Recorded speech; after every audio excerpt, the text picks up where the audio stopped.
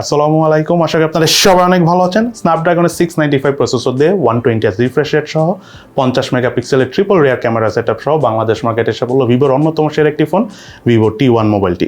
এই মুহূর্তে 27,000 টাকার মতো একটা চমকপ্রদ প্রাইসে আসা এই মোবাইলটিকে নিয়ে থাকছে আজকে সম্পূর্ণ বিস্তারিত রিভিউ এবং সম্পূর্ণ ভিডিও জুড়ে সঙ্গে থাকবে আমি ফারাবি।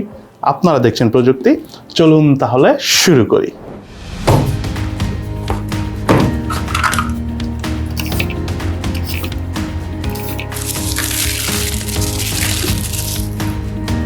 মোবাইলটির বক্স কন্টেন্টে রয়েছে user manuals, SIM tray ejector, soft plastic back cover, 18 ওয়াটের charger, type C USB charging কেবল,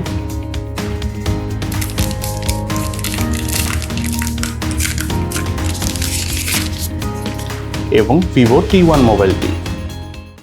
ডিজাইন এবং আউটলুকের কথা বলতে গেলে মোবাইলটি দেখতে অনেকটা অপো রেনো 7 সিরিজের মতোই rainbow type colourful and stylish. প্লাস্টিকের ফ্রেম দ্বারা তৈরি মোবাইলটির রিয়ার প্যানেলে রয়েছে গ্লিটারি এজি সারফেসের একটা ম্যাট টেক্সচারের ফিনিশিং দেয়া। তবে মোবাইলটির রিয়ার প্যানেল এবং ফ্রন্ট প্যানেল অর্থাৎ ডিসপ্লেতে নেই কোনো প্রকার গরিলা গ্লাসের প্রোটেকশন।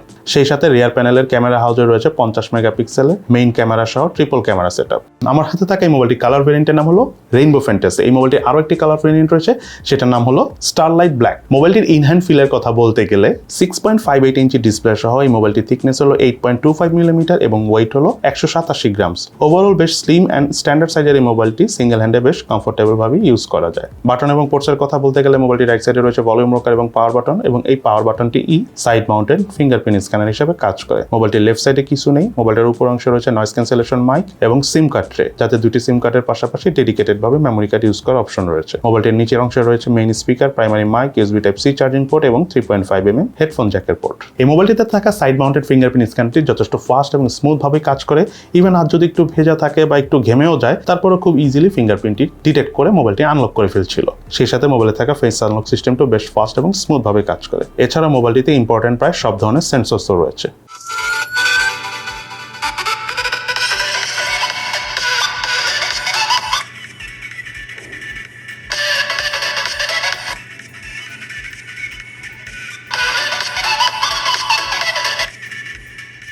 এই মোবাইলটির বটম ফেসে থাকা সিঙ্গেল মেইন স্পিকারের পারফরমেন্স আমার কাছে বেশ ডিসেন্ট লেগেছে। সাউন্ডের লাউডনেস আমার কাছে ব্যালেন্স পেয়েছি।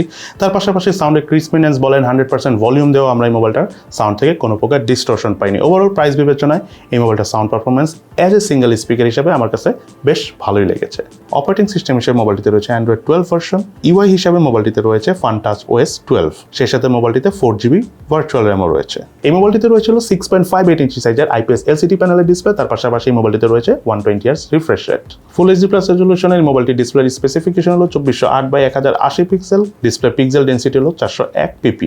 আউটডোরে সানলাইট কন্ডিশনে বেশ কমফোর্টেবল ভাবে এই ফোনটি ইউজ করা যায়। কোনো প্রকার লো ব্রাইটনেস জনিত সমস্যা আমরা ফেস করিনি লং টাইম এই ফোনটি আউটডোরে ইউজ করেও। মোবাইলের দুই পাশে এবং উপরের ভেজেল এরিয়াটা আমার কাছে ঠিকঠাক লাগলো। চিন এরিয়াটা প্রাইস বিবেচনা আমার কাছে একটু মোটা মনে হয়েছে। মাল্টিটাস্কিং এর কথা বলতে গেলে ওভারঅল পারফরমেন্স বেশ স্মুথ ছিল। 120Hz রিফ্রেশ রেট সহ র্যাম হ্যান্ডেলিং একদম বেশ ব্যালেন্স ভাবে করতে পারছিল এই মোবাইলটি। দ্যাটস ওয়াই আমরা ব্যাকগ্রাউন্ডে অনেকগুলো অ্যাপ একসাথে রান করে সোয়াপ করে বেশ কমফোর্টেবল ভাবে ইউজ করতে পেরেছি। মোবাইলটিতে রয়েছে ওয়াইড ফাইন L1 সাপোর্ট। মোবাইলটিতে প্রসেসর হিসেবে রয়েছে স্ন্যাপড্রাগন 695 প্রসেসর। এটি একটি 5G প্রসেসর এবং অক্টাকোর প্রসেসর, যার ট্রানজিস্টর সাইজ 6 ন্যানোমিটার। জিপিইউ হিসেবে রয়েছে Adreno 619। এই মোবাইলটি বাংলাদেশ মার্কেটে একটি ভেরিয়েন্ট এসেছে, সেটা হলো 8GB র্যাম 128GB স্টোরেজ। তবে পাশাপাশি এই মোবাইলটিতে 4GB ভার্চুয়াল র্যাম থাকার কারণে আপনি 12GB র্যাম 128GB স্টোরেজ ভেরিয়েন্টও বলতে পারেন এই ফোনটাকে। এবং এই ফোনের স্টোরেজ ভেরিয়েন্টের র্যামের টাইপ হলো LPDDR4X এবং স্টোরেজ টাইপ হলো UFS 2.1। এবং বাংলাদেশ মার্কেটে এই মোবাইলটা আনঅফিসিয়াল প্রাইস হলো 25,000 টাকা থেকে 27,000 টাকার মধ্যে। মোবাইলটির স্টোরেজ স্পিড চেক করার সময় মোবাইলের রিড স্পিড পেয়েছি আমরা 455 MB/s, রাইট স্পিড পেয়েছি আমরা 397 MB/s। মোবাইলটির আন্তত স্কোর হলো 4,11,487। বেঞ্চমার্ক স্কোর পেয়েছি আমরা সিঙ্গেল করে 675, মাল্টি করে 1917। মোবাইলটি দিয়ে আমরা কল অফ ডিউটি গেমসটি খেলার সময় ভেরি হাই গ্রাফিক্সে ভেরি হাই ফ্রেম রেটে খেলতে পেরেছি। ওভারঅল কল অফ ডিউটি গেমসটি মোবাইলে খেলে আমাদের কাছে যথেষ্ট ভালো লেগেছে। সেই রকম কোনো ল্যাগিং অথবা ফ্রেম ড্রপ আমরা এই গেমটি খেলতে যে খুব একটা পাইনি। অপরদিকে এই মোবাইলটি দিয়ে আমরা জেনশিন ইম্প্যাক্ট গেমটা খেলেছি। গেমটা মোটামুটি গেমে থাকা স্ট্যান্ডার্ড রেজলিউশনে খেলতে যে আমরা কিছুটা ফ্রেম ড্রপের দেখা পেয়েছি, এটা অবশ্য খুবই স্বাভাবিক, কারণ জেনশিন ইম্প্যাক্ট এমনি অনেক ভারী একটা গেম। বাট ওভারঅল আমি যদি বলি, একটা লো গ্রাফিক্সে মোটামুটি জেনশিন ইম্প্যাক্ট এই মোবাইলে খেলে ভালোই লাগবে। সেই সাথে মোবাইলটি দিয়ে আমরা পাবজি গেমসটি খেলার সময় highest HD graphics high frame রেটে খেলতে পেরেছি। ওভারঅল গেমিং পারফরমেন্স এই গ্রাফিক্স বিবেচনা আমার কাছে ভালোই লেগেছে। লেগেছে, কিছুটা ল্যাগিং এর দেখা ছিল গেমটা খেলার সময়, বাট আমি মনে করি প্রাইস বিবেচনা ফোন হিসাবে ঠিকঠাকই আছে। এবং মোবাইলটি দিয়ে আমরা অ্যাশফান এন্ড গেমসটাও খেলেছি, বাট এই গেমটা লং টাইম প্লে করার ক্ষেত্রে কোনো প্রকার ল্যাগিং এবং ফ্রেম ড্রপের দেখা পাইনি। বেশ স্মুথভাবেই অ্যাশফান এন্ড গেমসটি আমরা লং টাইম প্লে করতে পেরেছি। এই মোবাইলটার হিটিংয়ের কথা বলতে গেলে আমরা এক্সট্রিম লেভেলের হিটিং পাইনি। লং টাইম মোবাইল ডাটা দিয়ে ভিডিও দেখার সময় কিছুটা হিটিং পেয়েছি। তার পাশাপাশি এই মোবাইলটা দিয়ে যখন আমরা অনেকক্ষণ ধরে গেমস খেলেছি, প্রায় 40-45 মিনিট থেকে 1 ঘন্টার মতো, তখন আমরা দেখেছি ফোনটার রিয়ার প্যানেলে ক্যামেরার পাশে হালকা পাতলা হিট হয়, বাট সেটা কিছুক্ষণ সময় দিলে আবার আগের মতো ঠান্ডাও হয়ে যায়। এই মোবাইলটি রিয়ার প্যানেলে রয়েছিল ট্রিপল ক্যামেরা সেটআপ, যার মেইন ক্যামেরাটি হলো 1.8 অ্যাপারচারের 50 মেগাপিক্সেলের ক্যামেরা, এবং বাকি দুটি ক্যামেরা হলো 2.4 অ্যাপারচার করে 2 মেগাপিক্সেলের ম্যাক্রো সেন্সর ক্যামেরা এবং ডেপথ সেন্সর ক্যামেরা। 50 মেগাপিক্সেলের মেইন ক্যামেরাতে ছবি তোলার সময় অবজেক্ট বেশ ইজিলি ফোকাস করা যাচ্ছিল, কালার টোনও প্রায় ক্লোজ টু ন্যাচারাল ছিল, ডাইনামিক রেঞ্জ ঠিকঠাক কাজ করছিল, সেই সাথে ছবির এক্সপোজার আমার কাছে ব্যালেন্সডই লেগেছে এবং কালার রিপ্রোডাকশনও বেশ ভালো ছিল। ছবি তোলার পর মেইনলি এই ক্যামেরার ব্যাকগ্রাউন্ড প্রসেসিং অনেক ভালোভাবে করতে পারছিল, দ্যাটস ওয়াই ছবিগুলো বেশ ভালো লাগতেছিল দেখে। অপরদিকে 2 মেগাপিক্সেলের ম্যাক্রো সেন্সর ক্যামেরা এবং ডেপথ সেন্সর ক্যামেরা দিয়ে ছবি তোলার সময় ডাইনামিক রেঞ্জ এবং কালার ডিটেলস বেশ ভালো পেয়েছি। অ্যাজ এ 2 মেগাপিক্সেলের ক্যামেরা হিসেবে আমার কাছে যথেষ্ট ভালোই মনে হয়েছে এই মোবাইল দুটির ক্যামেরা। মোবাইলটি দিয়ে হাইস্ট 1080p 60 ফ্রেম পার সেকেন্ডে ভিডিও শুট করা যায়। ওভারঅল ভিডিওর পারফরমেন্স আমি বলবো না যে অনেক ভালো, তবে প্রাইস হিসাবে ঠিকঠাকই আছে। সেই সাথে মোবাইলটিতে আরও রয়েছে স্লো মোশনে ভিডিও শুট করার পাশাপাশি টাইম ল্যাপসের মতো অপশন ইউজ করে ভিডিও শুট করার সুবিধা। মোবাইলটির ফ্রন্ট ফেসে রয়েছিল 16 মেগাপিক্সেলের 2 অ্যাপারচারের সেলফি ক্যামেরা। সেলফি ক্যামেরাতে ছবি তোলার সময় কালার প্রোডাকশন বেশ ভালোভাবে করতে পারছিল, ডাইনামিক রেঞ্জ সহ কালার ডিটেলসও বেশ ভালোই ধরে রাখতে পারছিল, অনেকটা সোশ্যাল মিডিয়া রেডি ছবি প্রোভাইড করে ছবি তোলার পর। ওভারঅল প্রাইস বিবেচনায় মোবাইলটির সেলফি ক্যামেরা পারফরমেন্স আমার কাছে ভালোই লেগেছে। সেই সাথে মোবাইলটিতে রয়েছে camera two API support, so আপনি চাইলে ইন ফিউচারে ম্যানুয়াল ক্যামেরা অর্থাৎ জি ক্যাম ইউজ করতে পারবেন। Vivo T1 এই মোবাইলটিতে রয়েছে 5000 mAh ব্যাটারি এবং সাথে রয়েছে 18 ওয়াটের ফাস্ট চার্জার। এই মোবাইলটি আমাদের সম্পূর্ণ চার্জ করতে 2 ঘন্টা 45 মিনিট থেকে 3 ঘন্টার মতো সময় লেগেছে, তবে 6 ন্যানোমিটার বেস প্রসেসর হওয়ার কারণে একবার ফোনটি চার্জ করার পর আমরা প্রায় 1.5 দিন থেকে 2 দিনের কাছাকাছি চার্জ ব্যাকআপ পেয়েছি হালকা পাতলা এবং বেসিক ইউজ করে।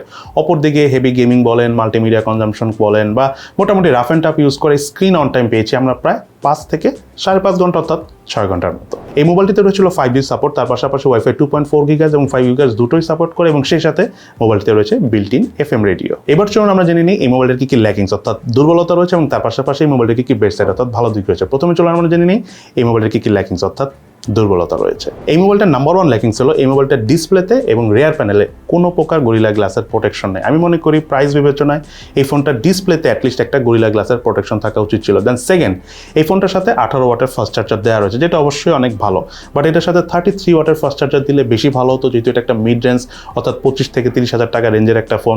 সো 30 ওয়াটের চার্জার থাকলে আমরা একটু ফাস্ট চার্জ করতে পারতাম। দেন থার্ড যে বিষয়টা এই ফোনের ক্ষেত্রে আমার কাছে সবচাইতে বড় ল্যাকিংস মনে হচ্ছে সেটা হলো এই ফোনটার ডিসপ্লেটা হলো IPS LCD প্যানেলের ডিসপ্লে কোয়ালিটি অনেক ভালো, বাট অ্যামোলেড প্যানেলের ডিসপ্লে হলে আরো বেশি ভালো লাগতো। দেন সর্বশেষ এই ফোনটার ক্যামেরাতে আমার কিছু ল্যাকিংস মনে হচ্ছে, তার মধ্যে নাম্বার 1 হলো এই মোবাইলটাতে একটা আলট্রা ওয়াইড ক্যামেরা থাকলে বেশ ভালো হতো, মানে ম্যাক্রো বা মাইক্রো একটা কমিয়ে দিয়ে আলট্রা দিলে হয়ে যেত। দেন লাস্ট সেটা হলো এই ফোনটাতে 4K তে ভিডিও শ্যুট করা যায় না, অ্যাটলিস্ট 4K 30 FPS এ ভিডিও শ্যুট করতে পারলে ভালো হতো, কারণ অনেকে আমরা দেখা যায় বর্তমান যুগে ব্লগিং করে থাকি মোবাইল দিয়ে। সো 4K থাকাটা একটু দরকার ছিল, কারণ এটা ভিডিও এডিটিং এর ক্ষেত্রে অনেক সুবিধা হয় যদি হাই রেজলিউশনে ভিডিও শ্যুট করা যায়। এবার চলুন আমরা জানি এই মোবাইলটা কি বেস্ট রয়েছে। তার মধ্যে নাম্বার 1 হলো এই মোবাইলটার ডিসপ্লে IPS LCD প্যানেল হলো, ডিসপ্লের কোয়ালিটি যথেষ্ট ভালো, কালার টোন অনেক ভালো আসে, মোটামুটি মনে করেন যে আপনি লং টাইম ভিডিও দেখলে আপনার অনেক ভালো লাগবে। সেই সাথে মোবাইলটা যেহেতু 6 nanometre base processor, that's why charge ব্যাকআপও আমরা যথেষ্ট ভালো পেয়েছি। মানে ওয়াইফাই ইন্টারনেট দিয়ে যদি আপনি ভিডিও ওয়াচ করে থাকেন তাহলে অনেক লং টাইম ব্যাটারি ব্যাকআপ পাওয়া যায়। মোবাইল ডাটা দিয়ে আসলে সব ফোনে একটু কম ব্যাটারি ব্যাকআপ পাওয়া যায়, বাট যেটা হলো মেইন কথা, ভিডিও দেখে আপনার ভালো লাগবে আর ব্যাটারি ব্যাকআপ চার্জ ব্যাকআপ আমার কাছে যথেষ্ট ভালো মনে হচ্ছে এই ফোনটা থেকে। দেন যে বিষয়টা না বললেই নয় সেটা হলো এই ফোনটাতে যে স্পিকারটা রয়েছে, যদিও এটা একটা সিঙ্গেল স্পিকার, আমি জানি না এক্স্যাক্টলি এটা স্টেরিও স্পিকার কিনা, বাট স্পিকার পারফরমেন্স একদমই ডিসেন্ট।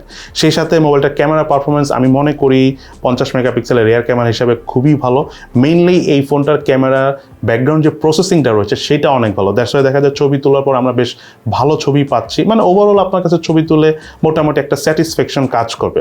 ভিডিও পারফরমেন্স আমি বলবো না অনেক ভালো, বাট মোটামুটি। সেই সাথে এই মোবাইলটার গেমিংয়ের কথা বলতে গেলে যে কথাটা না বললেই নয়, স্ন্যাপড্রাগনের 695 প্রসেসর থাকার কারণে মোটামুটি আমরা কল অফ ডিউটি, অ্যাশফার 9 এই গেমসগুলো বেশ প্রিমিয়াম লেভেলের ফিল পেয়েছি। পাবজি বলেন বা জেনশিন ইম্প্যাক্ট টাইপ গেম বলেন, এগুলো তো আসলে এই প্রাইস রেঞ্জের ফোন হিসেবে অনেক প্রিমিয়াম ফিল পাওয়া যাবে না, বাট ওভারঅল আমি মনে করি যে ঠিকঠাক আছে। মানে আপনি এই মোবাইলটাতে গেম টেম খেলে পয়সা উসুল করতে পারবেন। আর সর্বশেষ একটা কথা হলো, সেটা হলো ভিভোর ফান টাচ ওএস, অর্থাৎ এই মোবাইলটার ইউআই নিয়ে। এই মোবাইলটার ইউআই কিন্তু যথেষ্ট স্মুথ, মানে এই প্রাইস বিবেচনায় যদি আমি অন্যান্য ব্র্যান্ডের সাথে কম্পেয়ার করি, এর ভাই অপ্পো ছাড়া আর কি, তাহলে আপনার কাছে এই ফোনটার ইউআইয়ের জন্য অনেক ভালো লাগবে। আর কোনো প্রকার ব্লটওয়্যার নেই, টুকটাক কিছু অ্যাপস আছে সেগুলো চাইলে আপনি ডিলিট করে দিতে পারবেন, এবং ইউআই থেকে আমরা কোনো প্রকার অপটিমাইজেশন রিলেটেড প্রবলেম ফেস করিনি। সো এই হলো আমাদের এই ভিভো T1 মোবাইলটির সম্পূর্ণ রিভিউ। আপনাদের কাছে এই ফোনটি কেমন লেগেছে এবং এই ফোনটির কোন বিষয় আপনাদের কাছে সবচেয়ে বেশি ভালো লেগেছে সেটা কিন্তু অবশ্যই ভিডিও নিচে কমেন্টস করে জানাবেন। সবাই ভালো থাকেন, সুস্থ থাকেন, ইনশাল্লাহ দেখা হবে ফিউচারে।